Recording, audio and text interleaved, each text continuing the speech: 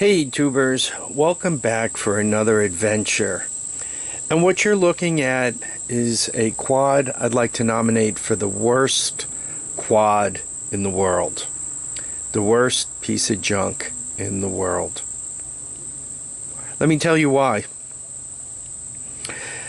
It's a China-made quad.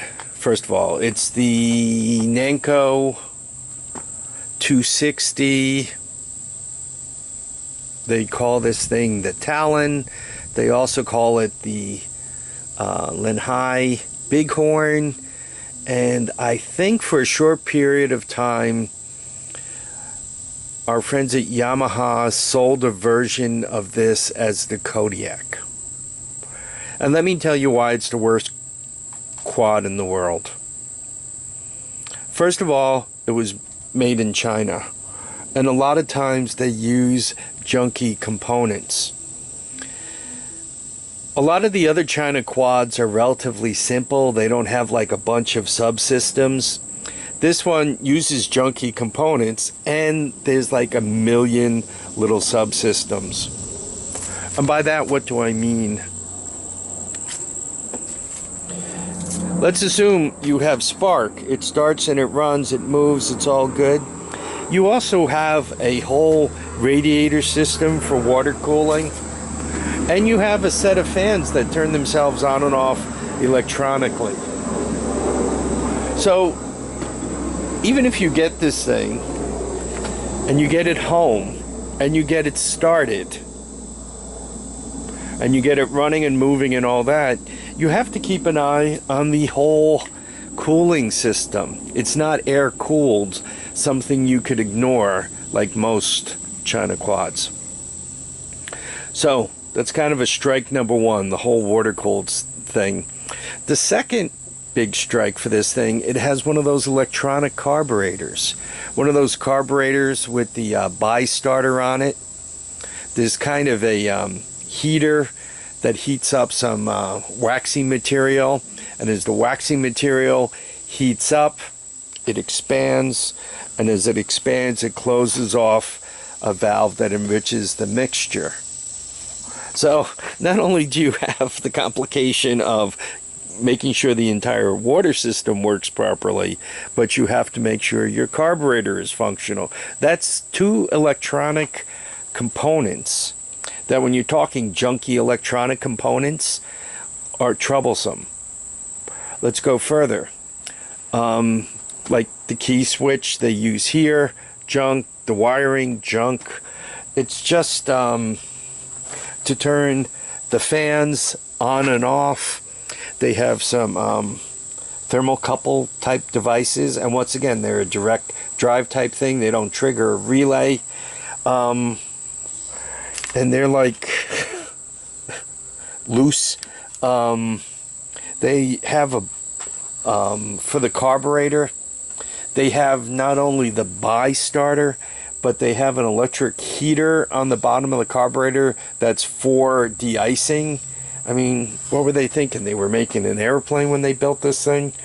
And you know, once again, as I look at this rig, it is one big monster heavy brute of a piece of junk with only 260 cc's to move it around. It has the automatic, and I think it's a clone of Polaris, or maybe the newer Polaris stuff is using components from China. I mean, the transmission is nice and heavy, so it appears. The drive chain looks nice and heavy. The entire thing is built like a rock, but that also makes it harder to move around.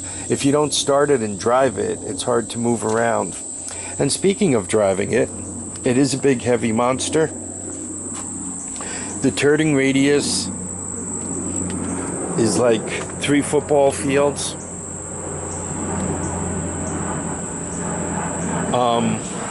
As you shift forward to reverse, which you frequently have to jostle it about. If you don't have it idling just perfect, I mean down real low, the gears have a tendency to crunch.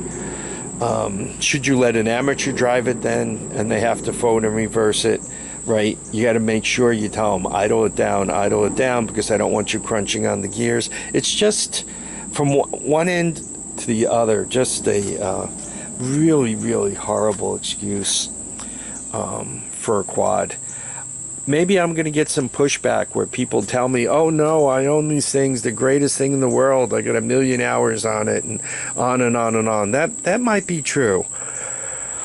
But from my point of view, what a horrible, horrible piece of junk. I paid $300 for this, which you figure, you know, looking at the tires and the frame, and the fact that one, you know, can get this engine out of here, put a different engine in there, drive the torque converter, and make it go. You would think mostly for parts it's worth that. I've even had it started running. I rode it. But it's just, once again, as I'm working on it, it's just a horrible, horrible piece of junk. So, should you have the chance to pick up a Linhai Big Horn, or this is also known as the Manco Talon. They sold these at Tractor Supply for a while. And once again, I think Yamaha let it go as one of the versions of their Kodiak for a short period of time. If you have a chance to pick up one of these for free, if it's running and driving, it's worth nothing. So pick it up. If it's not running, think about it. You may, I mean, unless you're picking it up because you're going to take the tires off of it and the racks off of it and, you know, do something, you know, build something different out of it to bring it back to life. Once these are not running, I'm debating if it's even worth free. I own a lot of quads, a lot of Honda stuff. A Yamaha, a little Yamaha, a Kawasaki stuff. But out of all the stuff I've worked on and seen go by in my 30 plus years of working on this stuff, 35, 40 years of working on this stuff, 45 years of working on this stuff. God, I think I'm 100 years old. After 45, maybe even 50 years of working on this stuff, this, I think, is the worst quad ever. Worst mini bike, worst quad, worst piece of junk that's come through my house. So let me know your opinions, and we'll see what you guys think. I can't help but believe a lot of people would agree with me. Roger O'Connor said, "Well, what took you so long?"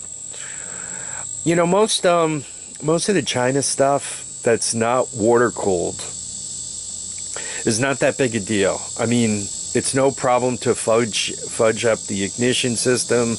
The carburetors are fairly cheap, so you know, as you go through them, what's the big deal? You know, to get them running.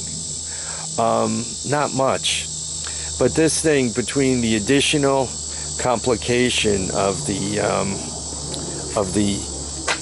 bi-starter on the carburetor for the choke, and the whole cooling system that you got to also deal with, those are two big problems. And particularly the cooling system. You could get the thing running perfectly. You could be on your third lap around the house. If for some reason you don't realize that it's overheating, you could toast the engine, and then all the time and effort you put into it was for naught, right? So the guy who bought it before me paid somewhere around $500 and sold it for $3. I paid $3, and I got to tell you, if somebody showed up tomorrow and offered me my $300 back, I would probably take it, because this is a horrible, horrible excuse for a quad. Anyway, I want to thank everybody for watching and commenting and subscribing. Please share your opinions. Tell me about the worst quad you ever owned, or mini bike, or three-wheeler. And I'm sure I'll find it interesting. Remember, feet down, heads up. Please get out there and enjoy all your days. Bye now.